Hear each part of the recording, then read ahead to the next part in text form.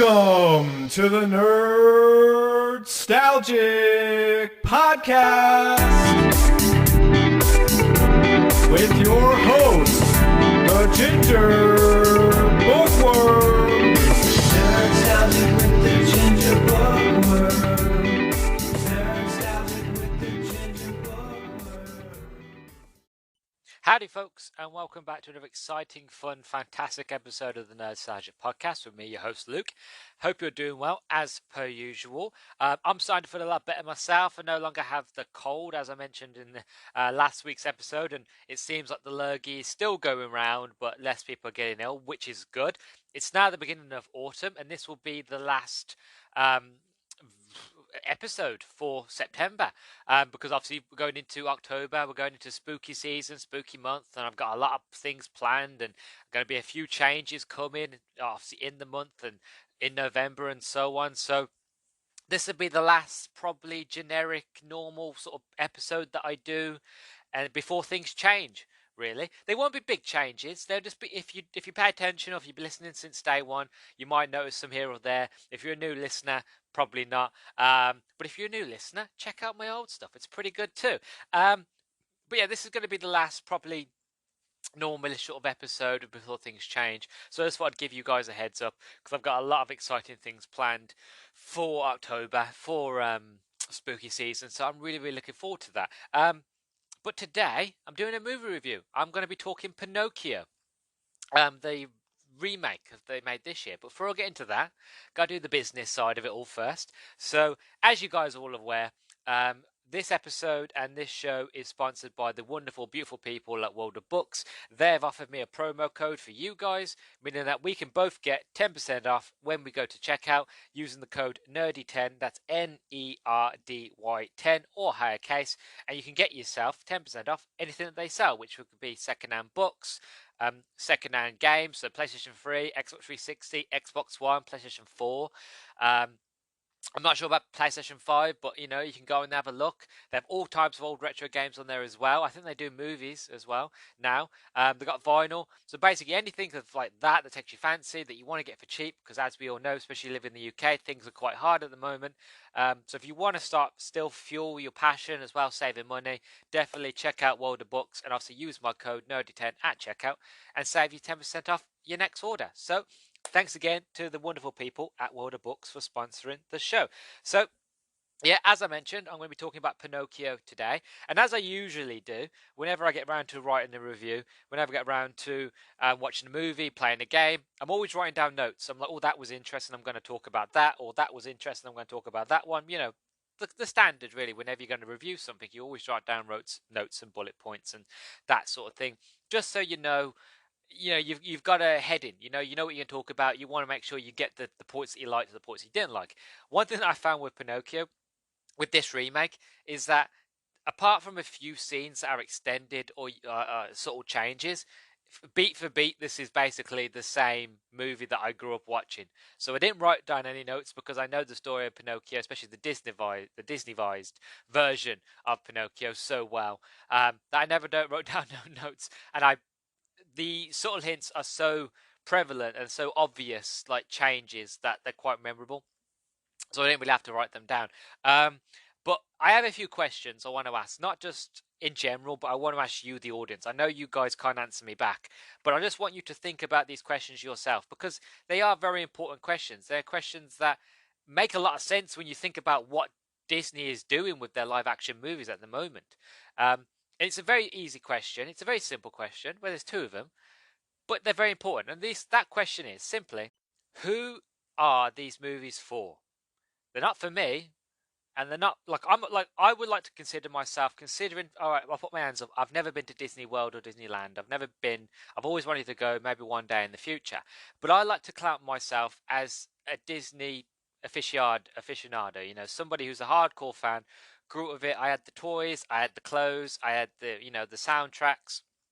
I had all the films from the Disney vaults on VCR and video. I had them on DVD. I've got a Disney Plus subscription.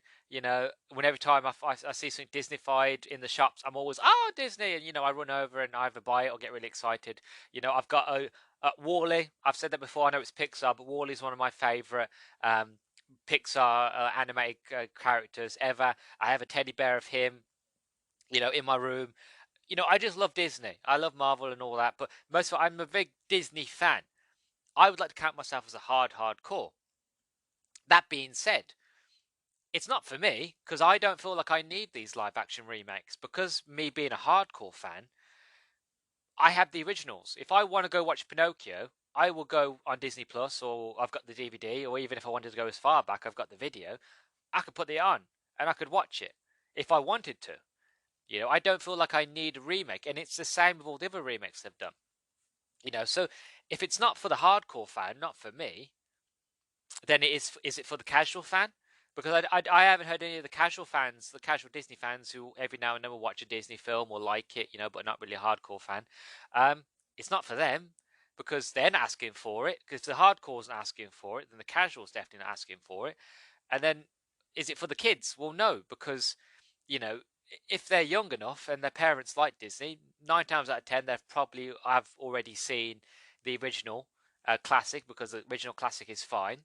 Um, in this new reiteration of a live action is not really needed, especially if you're going to tell the same story.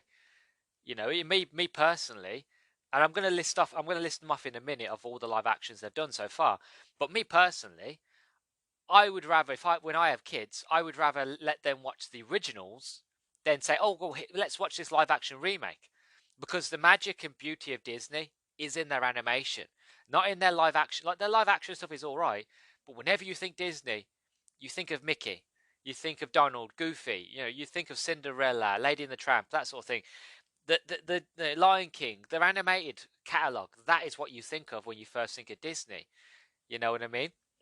And because it works, and because that is what Disney is. Like, don't wrong, live action's great and all, but you just lose that sort of hint of magic when you start adding real people in. That's when, to me, you just start you lose that zhuzh. You lose that perfect spice, the spice melange. You know what I mean? You just lose it. Um, and I feel like that's the whole issue with these sort of live action movies is no matter how good or grand or how much money you put into them, they're not going to be as magical as we remember them because they're not animated, and that's just the way it's always going to be. But it's not just the fact of who they for, it's also the fact of why. Why do them? Especially, like I said, Pinocchio. Pinocchio, no one was calling for a Pinocchio remake. No one needed it, and like I said, the classic was just as good. So again, it's that question of who's it for, and why. And I have no answer for either of them, really. Maybe you do, listening. You might have an answer, but me personally, I just don't have an answer. I don't feel like they're needed, but they exist and they make a lot of money. And I guess as long as they keep making money, they're gonna keep making them. And I think that's just the way it's going to be, especially with Disney. If it makes over like a certain amount of money, it was a success. People liked it. There we go. We're going to make another one. So like here, I've got a list, right, of all the live action Disney movies that they've done. Some of them are like prequels, but they're still kind of in the same vein. So we've got the remake of Aladdin on May the 24th, 2019. I'll be honest, I didn't like it. Again, for me, it's the whole idea of like it worked and it was fine as it was. You have Robin Williams, who was just incredible, who is the greatest of all time. I'm not saying that Will Smith didn't do a good job. He made the genie his own, which is fine, but I just didn't like the film. To be honest, for me, it just felt like again there was no need. It was like the original's already perfect. If you're going to re-release the original, do a Blu-ray re-release. Up-res it, make the not add things, just make the quality better. If you're going to do that, like as they used to, that's what Disney used to do. Because what they used to do when they released their animated movies, they'd release them sporadically here and there, and then it would basically be called the Disney Vault. And what that basically means is Disney would release their classics for a while on video, and they'd release them on TV every now and then they would shovel them away into the Disney Vault. And then every few years they come out with the same movie, just in better quality, a better edition. So it's like, oh, this is the original. This is what the original used to look like, but we've got this brand new technology that we can do on video now, and it looks a lot better. And you've got a wider screen, and it's a lot more clear. And they did that for a long, long time, even up to like the 2000s, and I think for the teens they did that. They would re-release movies in better quality as the technology got better, as like CDs started to come in, and Blu-ray and HD and all that. As they started to come in, the quality, they would re-release old classics and try to get them in the best quality as possible. It made sense, and like no one ever cared about it, because it was like, well, I haven't seen, say for example, I haven't seen Lady and the Tramp since I was younger, since the early 90s. So why not buy it on Blu-ray? I'm a Disney fan. Yeah, I'll buy it on Blu-ray. I'll watch it. Oh, it looks a bit better. It looks more crisper, clearer, more high definition. I love it. Great. It wasn't in your face. You didn't have to buy it. You didn't need it. It was just the fact of, if you want it, it's there. Great, perfect. And that's what Disney did for a long time, and I'm sure they probably still do it now. Even with Disney Plus, they probably still do it. But that's just what it was originally. It was like you'd have a classic one, they'd release it, up-res it, you buy it, they put it back in the vault, leave it a few years, and they'd do the same thing. Yes, it's all money, money, money, but it wasn't in your face. And that's another thing I'm asking of why they're doing these live actions for. I know they make money, but they're not really needed. So then you've got The Lion King, that came out in 2019. Again, Lion King was good. It looked good. The visuals were stunning. But again, I asked the question, why? Like one of the things that bothered me about the Lion King the movie, I know this is about Pinocchio. One thing that bothers me about Lion King the movie was the moment where Simba is with Mufasa. Mufasa's died, really, really sad, really emotional, and he's there. And one of the things that the animation did is that when the I think that is it not caribou, like oxen, the big bull things when they're rushing down, you have that real sort of fright on Simba's face. He's generally scared of, like, I'm going to be crushed to death, you know. And in the sort of live action, he doesn't have that emotional feature. He just has the face of a lion. But because he has the face of a lion, it's not animated. It's not like, it's because it's somewhat realistic. There's not a lot you can do with the facial features. So when you look in the animated version and Simba's got a wide eyes, wide mouth, like, oh my god, I'm gonna die, they're coming for me. On the in the live action, you just have like a lion's face, which again is a very beautiful lion's face, but it's not what we want. So again, you lose that magic. And there's many times, and I'm not going to do it for all of them, but there's many times in a lot of these movies where you lose said emotion because you've made it live action. You know what I mean? You just lose said magic because you've done something. You've basically ruined. You've taken what's works and you've reworked it, but you didn't put it all back together in the correct piece, so it doesn't all kind of fit. We had The Jungle Book again, 2016, Cinderella, 2015, Dumbo again, that was a terrible one. I like the look of Dumbo, but again, it wasn't needed. 2019, Maleficent, not bad. First one was good, second one was pants, but yeah, that's my opinion. 2014, you had Alice in Wonderland. I liked that one. I actually quite liked it. I obviously I still prefer the classic one, but I quite liked Alice in Wonderland. I wasn't a big fan of the sequel that they did, but I'm a big fan of Johnny Depp. So anything with Johnny Depp and Tim Burton, you've got me. It doesn't matter what it is. So I quite like that one. Then the remake Beauty and the Beast, again, Tale as Old as Time, classic. Didn't need it. They did it anyway. I will admit though, I do like some of the new additions. Like they did change the story a little bit, and they changed a few characters here or there, and they also sort of Emma Watson did a fantastic job. Is it Luke Evans? I think it was who does the voice and mocap for Beast. He does a good job. He sings a song called Evermore. Fantastic song. So again, I don't mind if you're going to do the live action and you're not going to have it verbatim. Like you're going to have the same story and same characters, but change it. It's not so bad. But when you do it beat for beat, then I'm like, you lose me. But Beat of the Beast was one of the good ones, but again, not really needed.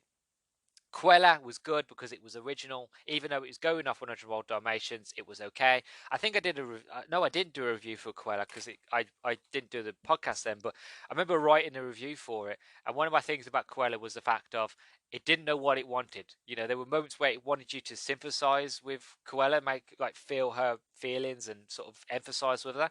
But then there'd be other moments where they want you to hate her because she's evil. but it kept wishy-washy that you didn't know where you stood with her. Like, do you want me to like her, or do you not want me to like her? You know, is she good? Is she evil? Like, what are you trying to tell me?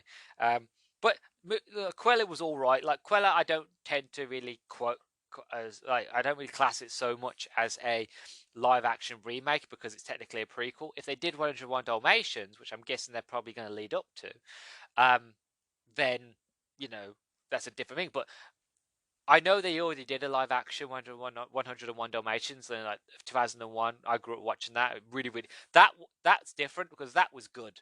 You know, the 101 Dalmatians remake was really, really good. Classic. I love it. You know, and that was back in the day when, like, this wasn't like they did it, but like it wasn't like they are now. Like, then it was like, I don't know. It was just different. It was better. You know, it wasn't something of like, oh, we're doing it just, you know, just because, you know, it makes loads and loads of money. We're doing it because why not? You know, we got a good script and we're going to make a 101 Dalmatians movie, and it works. You know, for me, it works anyway. But again, maybe they'll probably end up doing a remake with 101 Dalmatians, and they'll bring in Emma Thompson's. Emma Thompson. No, Emma Thompson. I want to say Emma Watson, but it's Emma Watson. No. Anyway, the lady that plays Cruella, they're going to bring her back, I'm sure, if they do one. I'm sure they will do it, but we'll see. But Cruella was a special one. Mulan, haven't seen it. Heard it was trash. Haven't seen it, but again, I like the original, so again, I can go back and watch the original just fine.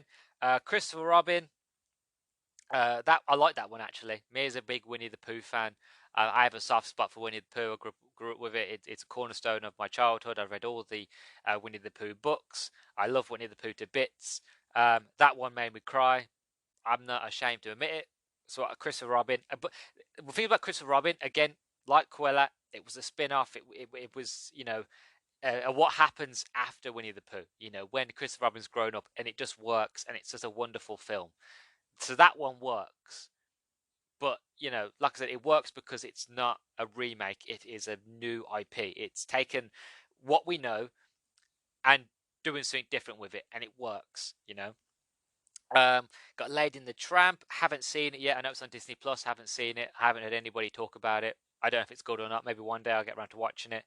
And they did Pete's Dragon as well. I've seen it. It's not great. It's not terrible either. You know, it's in the middle. It's good. You know, it's fine. And then they did a sequel to Mary Poppins, which I know is not like like an animated sort of movie. Same with Pete's Dragon. But again, I didn't like, you know, the sequel to Mary Poppins Returns. Like, I prefer the original. But again, my argument is the fact of, no matter how you feel about these live action movies, at the end of the day, if you don't like them, which I don't so much, then you still have the classics to fall on. I think that's one of the good parts about it, is the fact of, if you watch Pinocchio or you watch any other live actions and you're thinking, oh, that was trash, I didn't like that, then you can always go back and enjoy the older ones. And that I'm glad that we have the option to do that, you know. But at the same stage is the fact of, it comes back to who, what, and why, you know. Like, for example, if they're going to make, in my opinion, if you're going to make a live action movie, do the 2000s, the late 90s, early 2000s Disney, the likes of Lilo and Stitch. I would love to see a live action Lilo and Stitch, and I think if you did a live action Lilo and Stitch, that would be quite interesting. You know, for me personally, I think, you know, you have the high concept sci-fi of it all, as well as you have the down to earth Lilo. And if you get the right actress to play Nani, to play Lilo, and you have that dynamic where you actually believe they're sisters, perfect. If you do that, perfect. And if you get the good animation on Stitch, bring in the old voice actor to do Stitch. Don't do like Chris Pine, not Chris Pine, Chris fucking who's the guy that he's doing Garfield and Super Mario. Oh god, Guardians of the Galaxy geezer. One of the Chris's, basically. You know what I'm talking about. But basically, don't get him in to do the voice. You know, get the original voice actor who did the voice for Stitch in the TV show and all that. Bring him back. Bring the voices works back for Pleakley and Jumba. Bring all the voice cast back. Don't have to like, for anybody who did the animated sort of characters, you know, the aliens, that sort of thing. Bring them back. Bring in new actors to play the original. to play to play Nani, to play Lilo, the live action, the real people, you know. Um, and I think you do something perfect there. It's not just like Emperor's New Groove. It works fantastic as it is, and if you can do the same style of that movie is the fourth wall breaks, the jokes, that sort of thing. Um, Again, I think you probably could do a good job, and I think you could even probably. Well, they probably wouldn't get David Spade in to do it. I think it would be better if you got somebody who was of Peruvian descent. But even so, like, it would be quite interesting to see what you can do there. And tell a story, in the Peruvian settings with Cusco and all that. That'd be quite interesting with the Incan Empire. I think that would be quite fascinating. That's somewhere we haven't gone since, Cusco. So that'd be interesting. Um, Atlantis, the lost city of Atlantis. I love it. One of my childhood favorites, and by and by one of the best Disney movies ever made that is underrated and doesn't get as much love. That one would be incredible. Again, you get the right actors in because it's that's an ensemble piece. You have Mole, you have Cook, you have all the different actors. You've got Milo. If you bring them all in, you have a good hunk of characters. Fantastic. You know what I mean? And then you've got the visual pieces of it as well. And the story's there. You just got to follow the story and just get the visuals right and get the actors right. Done. And I know I complain doing the verbatim thing, but certain films are so well done that they don't need to be changed. And that's one of them. Another one of them, Treasure Planet. Do a live action of Treasure Planet. If you're not going to do an animated sequel to Treasure Planet, then do a live action. Again, it's the same thing. As long as you get good actors and that you get the original actors back to do the voices of if you're going to do animated characters for the aliens, if you're not going to do practical, which they probably won't do practical, most likely do animated, get the original voice actors for them. Get the original voice actor back for Morph. For Captain Silver, again, if you can't get the original voice actor, make sure you just the visuals and again just follow the story. It works perfectly. You know what I mean? As long as you just follow that story of those ones, they will work fine. You've just got to get the right actors in and just the right visuals, and I think you're set. But that's my opinion. I think that's just what they should do. Will they do it? I don't know. But again, that's my hope, is that every time there's a D23 or a Disney event, I'm always here, like sitting here watching it going, please say Atlantis, please say Treasure Planet, please say one of, if you're going to do it, because we know they're going to do it because they make a lot of money, then please, do something that's different, something that we're not going to expect. Even though we want to see it, we don't expect to see it. We expect them to do, all the other ones that are more popular. Who knows? Maybe one day they get around to doing it. But yeah, well, there's this whole subject. To be honest, I know I've gone off on a bit. I'm meant to be doing a review about Pinocchio. The reason I've gone off, and I'll be honest with you, is like I mentioned at the beginning. This movie is a verbatim, apart from a few changes here or there, is a verbatim sort of what's the word I'm looking for? Carbon copy of Pinocchio, the original. So there's not really new here. There's not really much to add. So I just thought I'll do this spot here and then do the review afterwards, because the review is going to be a lot shorter. Because I want to give you a bang for your buck. I want to give you an interesting question for you to ponder while I'm talking about Pinocchio. So yeah, that's this section. That's my question done. Again, what do you think of the question? Does it something that rings true with you? Do you disagree with me? Do you like these live action movies and all that jazz? Obviously, let me know on Twitter at Nerdstalgic_pod. I'll be interested in the dialogue there. But for now, we're going to get on to the movie review of Pinocchio. So let's get into it, shall we?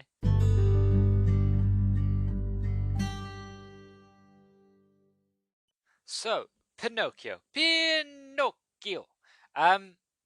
I'll be honest with you, and this might come as a surprise for a lot of people. Surprised me, to be honest, after I ended up watching it. But I quite liked it. I quite liked Pinocchio. Like, it's not incredible. You know what I mean? Like, it's not like changed my mind or changed my opinion on the whole live action remakes. This is not the movie that makes me sit there and go, yeah, I was wrong. Everything I've ever said about live action remakes was completely wrong. Disney knows what they're doing. Perfect. Love it. Keep doing it. Like, no, it's not that. What it is, it's good. It's not great. I don't need to watch it again because, again, like I said, it is a remake of the original. I can just watch the original if I want. Um, but again, it's not terrible. Like, it's not shit. Like, it is generally good. Like, it's a one-time watch, if anything. If you haven't seen the original, then that's completely fine. You can probably enjoy this and find it a very great and charming movie.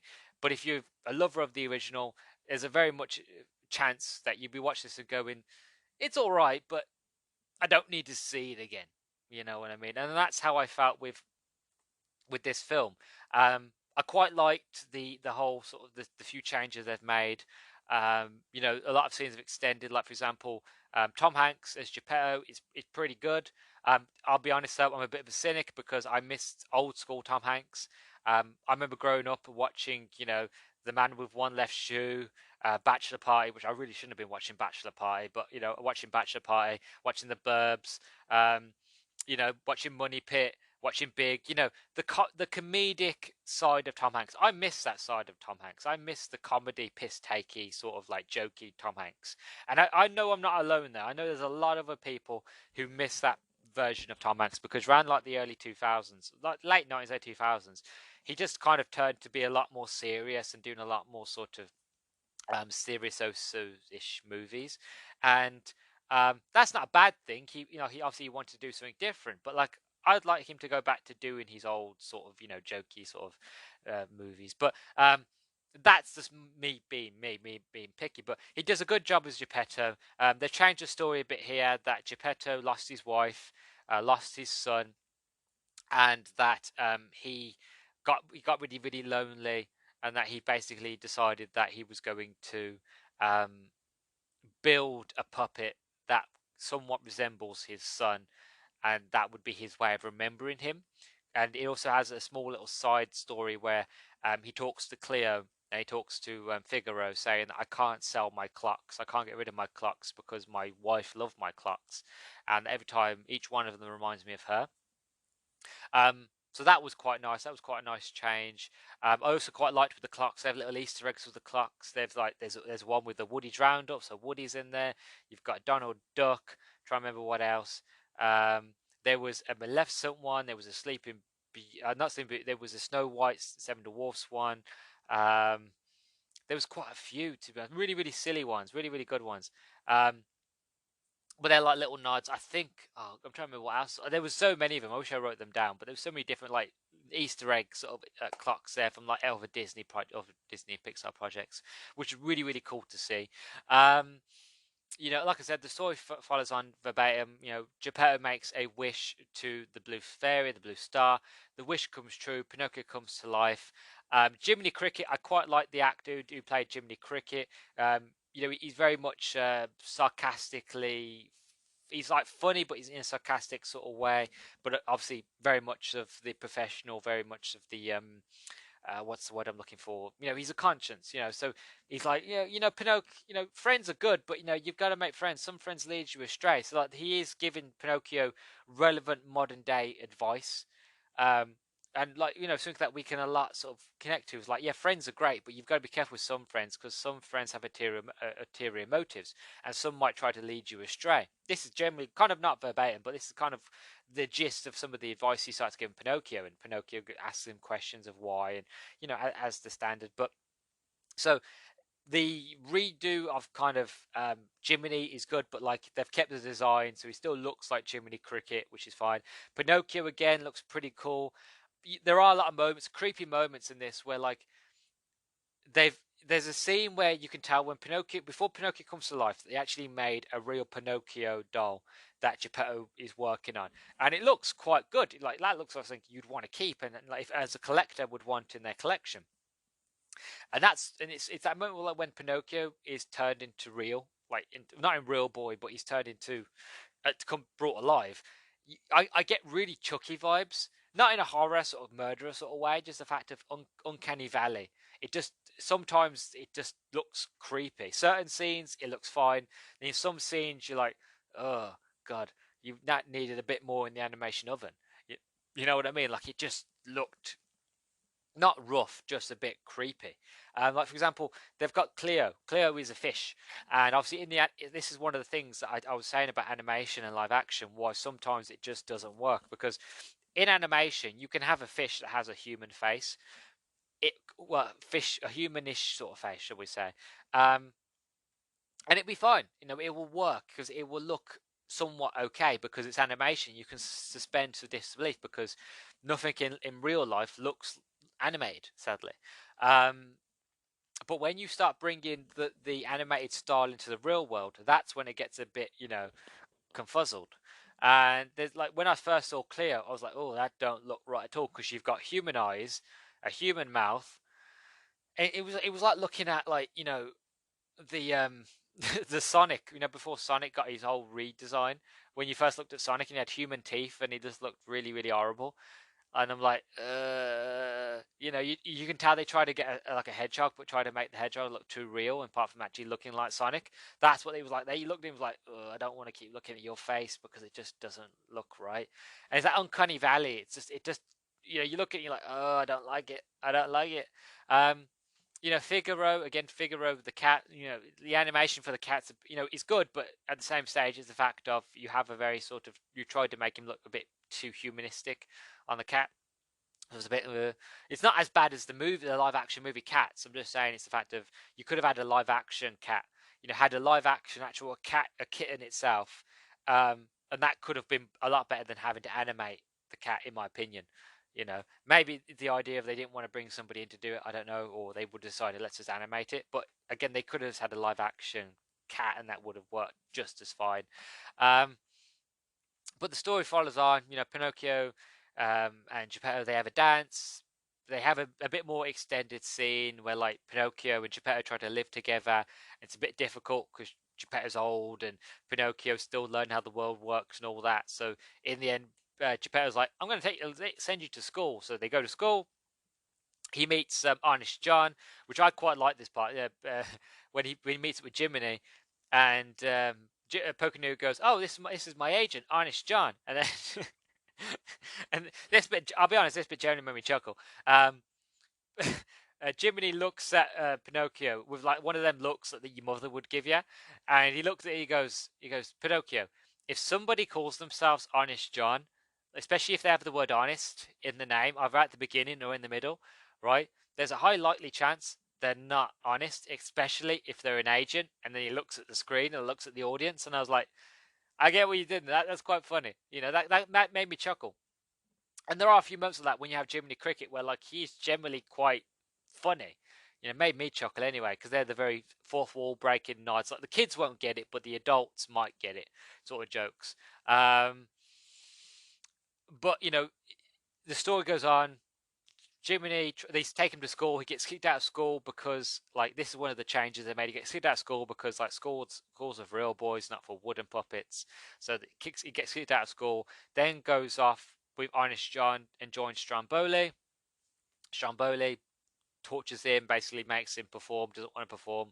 He escapes. The story goes on from there. He tries to find his way back home, ends up getting kidnapped by Luke Evans. Luke Evans is in this movie. Even though he was in Beauty and the Beast as Gaston, he's in this movie again, which I was like, okay. Disney called in Luke Evans again. Didn't need to be Luke Evans, but brought him back in. He's a good singer, so, he does sing in this. So he brought him back in as one of the bad guys who steals kids and takes them off to Pleasure Island. Obviously, the whole idea of Pleasure Island is to teach Pinocchio and to teach the audience the old idea that if you act like a jackass, you will become an ass. Become a donkey, become an art. You get it. It's play on words.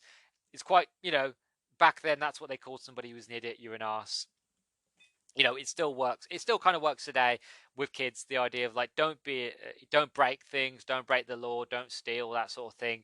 Because if you're going to act like a jackass, you'll become an ass, and that's how you'll be seen, and that's how you will, be for the rest of your life. You'll be an ass, and you don't want to be an ass. So it also teaches Pinocchio, but also teaches the audience. You can tell this is where I feel like most of the budget went, because you had all these like grandiosely fairy tale things. It's like Pinocchio is on like a boat log flume, and as you're going through this log flume, you can see on the left and the right are these different kids smashing things and breaking stuff and all that kind of. You can see Pinocchio slowly but surely being like, I don't feel like I should be here. Like my conscience is telling me this is wrong. Even though Jiminy isn't there at the time, his own internal conscience, because he's starting to slowly grow a conscience, is very much of like, I shouldn't be here. This is wrong. I don't want to break things. And they go to a room that's full of clocks.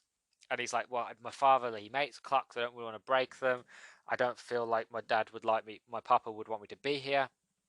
So it's a very good sort of poignant lesson, still quite interesting. Then for some unknown reason, they just turn it into a very sort of weird, sort of, I don't know, like very dark, like creepy sort of vibe. Whereas like these ghost creatures are collecting these donkeys and then taking them underground, where Luke Evans is with these ghost creatures. Like literally, like they're made out of ghosts. They've got like big yellow eyes and they're made out of like smoke, and they're putting these donkeys into cages and sending them off to salt mines. So I thought that got a bit dark a bit quickly. So Pinocchio gets away, gets escaped. Lampies changes into a donkey, which is quite, you don't see it, but like you have the impression of like, damn, this thing got really dark and quite scary quite quickly. Again, this is one of the things when it's animated, it's different, but when you start doing it in live action, you almost unironically, unintentionally start to move over to more the creepy sort of side of it, especially if the story you're telling has those sort of aspects in it. Without realizing it, you tend to move on to the old creepy horror sort of vibes. Even though it's not scary, it's just very much of like, for kids, I can see kids being quite sort of like traumatized by it. And I guess that's kind of the point, the whole idea that if you're going to act like a jackass, you're turning into an ass, and this is what's going to happen if you don't, start acting decently and be a good person. This is going to happen to you. So if that's what they were going for, I guess it would work. It would work on me anyway, and it worked on me when I was younger when I watched Pinocchio. I'm like, I don't want to become an ass. I don't want to turn into a donkey. I'm not going to be a bad person. So if it worked on me watching the original, it might work on the newer sort of generation coming in and watching this for the first time. This being their only sort of inkling of what and who Pinocchio is as a character and as a story. So it works for what it is. Anyway, so Pinocchio escapes. He's on his way out. He meets up with Jiminy, and they both paddle off to back to land to get Geppetto. He finds out Geppetto's not there. Geppetto's gone to find him in Pleasure Island, so they've got to go out to sea.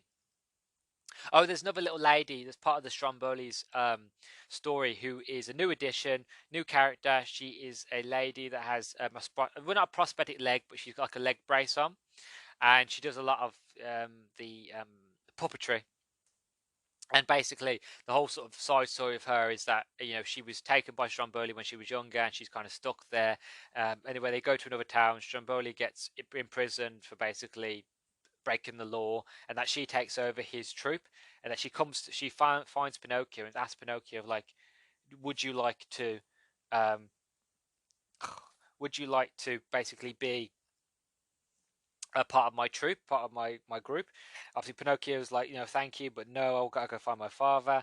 And then he gets him and Geppetto, him and Jiminy basically get up on a boat and leave, and they go find Geppetto, which is where we ended up finding Monstro, the giant sort of whale. Originally, obviously in the animated, it was a giant whale, kind of like on the line of like Moby Dick, like a very, very big sort of killer whale. Not an orca, but like a big whale sort of thing. And in this, they just completely changed it to make it a big sort of like Lovecraftian sort of monster. It's like a face of a whale, but like it's got tentacles. It's got big fins like a shark. So they just kind of did a mismatch of all different types of creatures. But they get swallowed by Monstro. They set a fire in his gob, and he spits them out. They go back to shore, and then basically from there, you think Geppetto's died. Pinocchio sort of makes a wish, cries to hopefully bring his papa back, and that's basically it. And they walk off into the sunset, and then slowly, you don't see it with your own eyes. It's more just like you see it in the distance. But Pinocchio starts to turn into a real boy. He starts to become less wooden and become more fleshy. You don't see it actually happen. It just like kind of like implied of like you see it for a bit and like, okay, it's implied that he turns into a real boy. And that's basically the movie. Like I said, like I've left a few bits out but majority of the time, that is basically it, beat for beat. That is what the film is. Overall, it's a decent film. The voice acting was quite good, visuals were quite good. Sometimes it gets quite beautiful, quite gorgeous, especially when they're in there's a moment where they're in Monstro's mouth, and there's a lot. The water's gone fluorescent. Basically, it's got every time Pinocchio moves, it has a blue fluorescent on it. It's absolutely gorgeous. And there are other moments where Paradise Island, that's quite cool. The way they do the other the way sort of Honest John and his little sort of fox sort of cat friend looks, that's quite well. Looks like a real fox at times.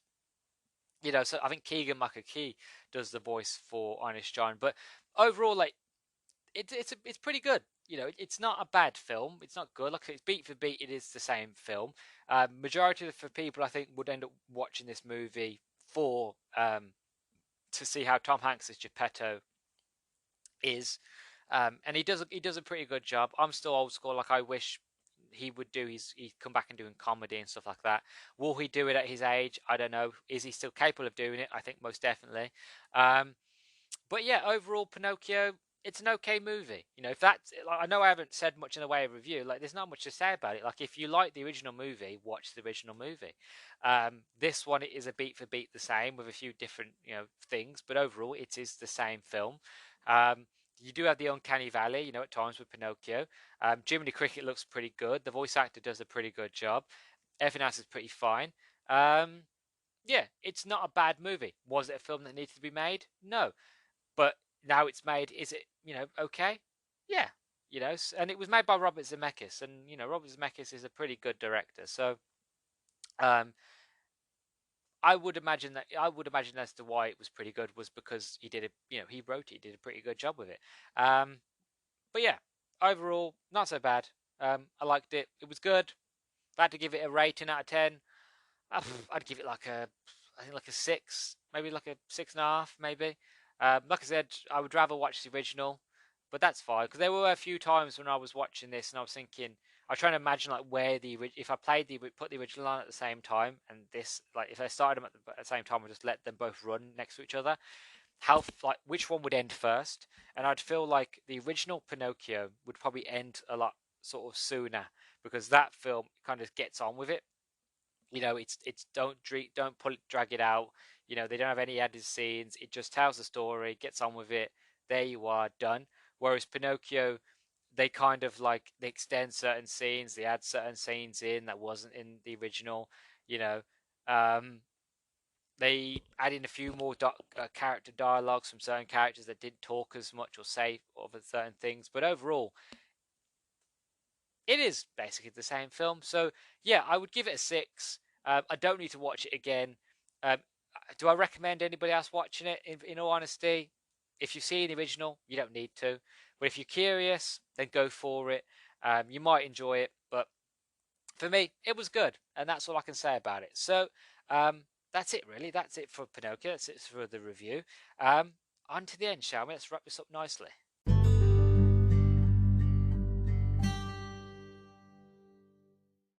So that's it. We had a lot to talk about here. Well, I had a lot to talk about, and you guys just listened. Talked about who's this movie for? Why is this movie? All that jazz. Me growing up loving the original. What live action movies they should be doing? Really, they really should be doing. I really just want to manifest as much as possible the Atlantis movie. I really want it, but part of me scares me. The fact they mess it up and then they ruin it. Granted, if they do ruin it, I've still got the classic to go back to. But then it will still kind of really bother me if they ruin it because it is just an amazing film. But again, that's neither here nor there. Disney might end up doing it because they like money, and who doesn't love money? Well, Disney loves money. Also, did the Pinocchio review. Did you agree? Did you disagree with the Pinocchio review, or even my thoughts and feelings at the beginning? Again, like I said, let me know on Twitter at Nerdstalgic_pod. I'd love to hear what you think, what you say, because at the end of the day, I have my opinions when it comes to these live action movies. Obviously, I've sort of aired them here, and I've also talked about my views on Pinocchio and all that. So if you agree, if you disagree, I'm interested to see if anybody else feels really. But yeah, so if you're interested in more from me, you can listen to this episode on Spotify, which most people probably are. But you can listen to this episode on Spotify. You can listen to me on Anchor. You can find me on Google Podcasts, on Amazon Music Podcasts. Even you can find me on YouTube. If you go onto YouTube and type in the Nerdstalgic Podcast, just look for me with my flaming face and you'll find me there, so you can watch all there. I'm currently at, I know I keep, every time I say a new episode, a different episode, I keep saying a different number. I did check it before I did this bit. I'm at 42, so that's the official number now. I'm at 42, hoping to get to 45 by the end of the year, so fingers crossed I can do that. It's not that far away. I think that's a decent enough goal. So, check me out on YouTube. That's where I put a lot of my back catalogue. I'm hoping to kind of catch up with myself so I can put all the latest episodes on there when they drop elsewhere. So, fingers crossed there. Also, if you listen to this on Spotify, don't forget to give me a star rating. Basically, how it works, if you go on my profile on Spotify, go down, there'll be a few stars. Click on that and it'll give you the option between 5 stars and 1 star. 5 stars being the best thing you've heard in your life, it's changed your life and now you're now off to being a successful billionaire.